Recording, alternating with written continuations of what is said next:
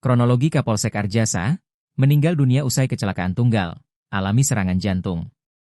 Kapolsek Arjasa Polres Situbondo AKP Kusmiani, meninggal dunia dalam kecelakaan tunggal di Jalan Raya Pantura Situbondo, Jawa Timur, Senin, 17 November 2025, sore.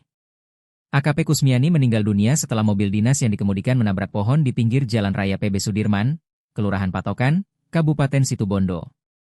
Insiden laka tunggal yang dialami AKP Kusmiani sekitar pukul 15 WIB itu, pada saat pulang dinas dari Polsek Arjasa menuju rumahnya.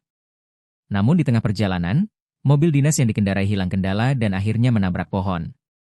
Akibat kerasnya benturan tersebut, kondisi mobil bagian depan penyok atau mengalami kerusakan cukup parah. Melihat peristiwa tabrakan itu, para warga langsung membawa istri pensiunan polisi ini ke RS Elizabeth untuk mendapatkan penanganan medis. Setelah sempat mendapatkan penanganan medis, nyawa Kapolsek Arjasa ini tidak tertolong dan meninggal dunia.